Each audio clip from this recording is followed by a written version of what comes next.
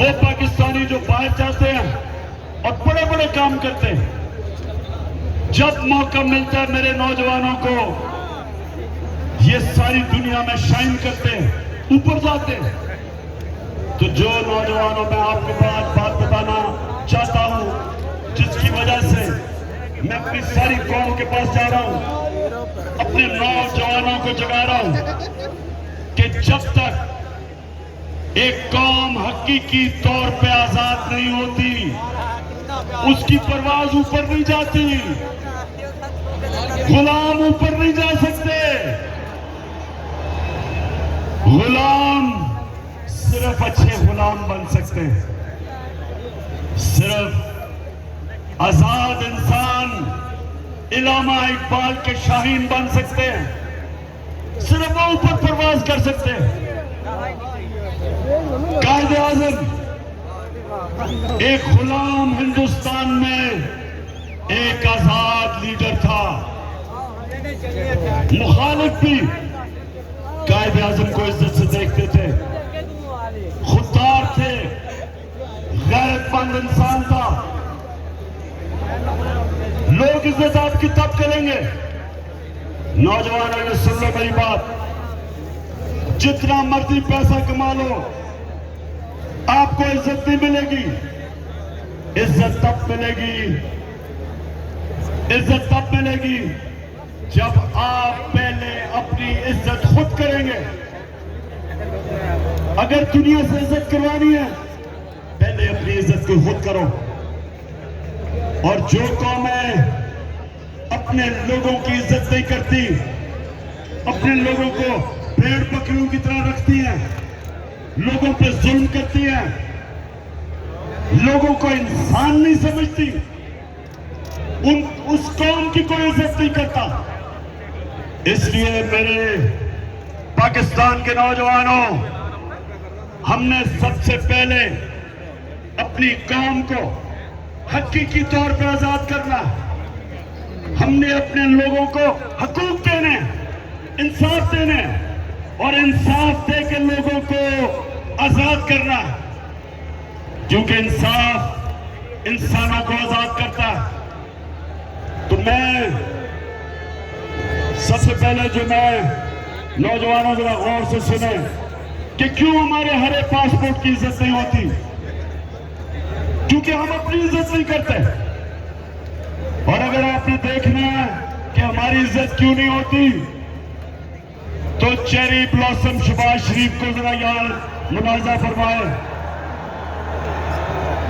जरा देखें कि जब मुल्क का सरबराह ऐसी बातें करता है तो उस कौम की कौन इज्जत करेगा। मैं सऊदी अरब से होकर आया हूँ, मैं यूएई के हो गया, अभी मैं तुर्की होकर आया हूँ। और मैंने उन भाइयों को कहा कि आप हमारे बड़े अजीम भाई हैं, हमेशा आपने हमारी मदद की। और मैंने यही कहा, जब मैं आया हूँ तो आप समझे कि शायद मांगने आया है, मांग नहीं है, लेकिन मजबूरी है। जिस तरह माजी में 75 साल में आपने हमारा हाथ बढ़ाया है, कुछ ऐसा आप हाथ बढ़ाने का मैं वादा करता हूँ कि इंशाअल्लाह हम पूरी कौम हम मिलकर दिन रात मेहनत करेंगे।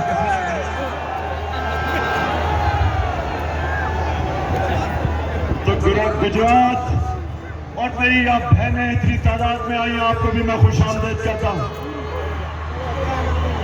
अब मुझे ये सवाल का जवाब दे, अगर कोई आपको ऐसे कहे, अभी जब आप जाएंगे बाहर, मांगने वाला आएगा, कहेगा जी मैं मजबूर हूं, यही कहेगा ना मैं मजबूर हूं, या कहेगा जी मुझे पैसे थोड़े दे दो, मैं वापस कर दूंगा बाद में, और आपको पता वो नहीं वापस करेगा।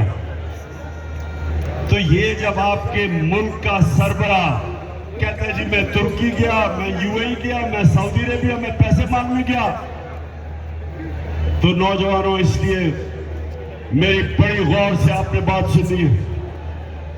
हम एक अजीम कौम है और हमने उस वक्त पे पहुंचना, लेकिन उससे पहले हमने अपने आप को आजाद करना।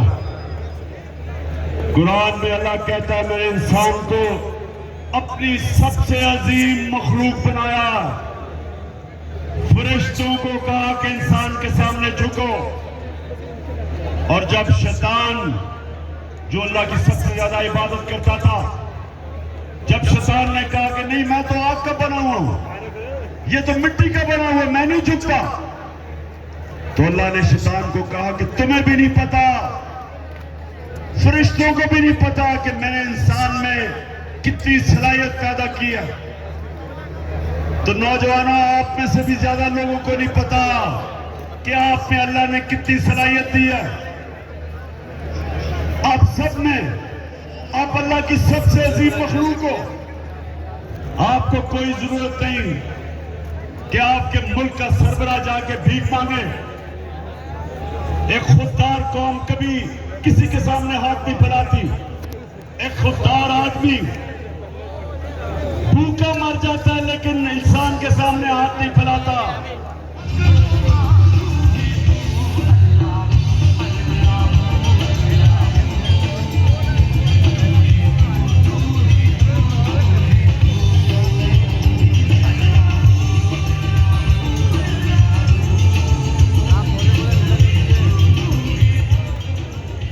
तो गुजरात नौजवानों, मैं आपसे और भी बातें करूंगा, लेकिन मैं आपकी तरबियत भी करूंगा, क्योंकि मैं चाहता हूं कि आप सब मेरे साथ तैयारी करें। यहां हमने एक हकीकी आजादी की तहरीक चलानी है और उसमें सबसे पहला काम क्या करना है, हमने इस मुल्क का इंसाफ का निजाम, एक इंसाफ का निजाम ठीक करना है कि यहां ताकतवर जो जुल्म करता है कमजोर पे, हमने कमजोर को तहफ्फुज़ देना और आजाद करना है। तो नौजवानों, इसके लिए आपने सबने मेरे साथ निकलना है, क्योंकि इस वक्त हमारी हुकूमत एक इंपोर्टेड हुकूमत, जिसका ये इंपोर्टेड वजीर आजम आपने देखा था, चेरी ब्लॉसम, उसकी सबसे बड़ी कमाल यह है कि वो जूते बड़े अच्छे पॉलिश करता है और वो बूट खास तौर पे अच्छी तरह पॉलिश करता है। जितने बड़े बूट उतनी अच्छी पॉलिश। तो आपने इसलिए मेरे साथ निकलना है कि ये बारूनी साजिश के तहत चोरों का टोला हमारे ऊपर मुसल्लत किया गया। ये थ्री स्टूडेंट्स जो हमारे ऊपर मुसल्लत किए गए, क्योंकि ये बड़ी अच्छी तरह अपने बैरूनी आकाओं के जूते पॉलिश करते हैं, इसलिए मुसल्लत किए गए। इमरान खान उनको इसलिए गवारा नहीं था क्योंकि वो कहता था एब्सोल्युटली नॉट, और वो किसी की गुलामी मानने के लिए तैयार नहीं था। और वो जो इस मुल्क की फॉरेन पॉलिसी बनाना चाहता था, वो अपने लोगों के लिए थी। तो अगर रूस मुझे सस्ता तेल दे और 40% कम कीमत पे या 30% कम कीमत पे अगर रूस तेल दे, तो मैं क्यों ना लूं, क्योंकि मैं अपने लोगों को सस्ता पेट्रोल और फजल रहमान बेच सकता हूं। तो क्यों ना लूं मैं? अगर साथ वाला मुल्क जो हमारे साथ आजाद हुआ था, अगर हिंदुस्तान रूस से 40% कम कीमत पे तेल खरीद सकता है, तो बताओ मुझे गुजरात, हम क्यों नहीं रह सकते? और दूसरी चीज ये भी सुन लो, हमारे पिछले जो मिलिट्री डिक्टेटर था, उसने अमेरिका के सामने घुटने टेके और अमेरिका की जंग में शामिल हुआ और 80,000 मेरे पाकिस्तानी उस जंग में कुर्बान हुए, अमेरिका की जंग में। और जब मैं कहता हूं कि अमेरिका हम तुम्हारे साथ अमन में शामिल हैं, लेकिन किसी जंग में हम तुम्हारे साथ नहीं शामिल, तो मैं अपने लोगों का सोचता हूं।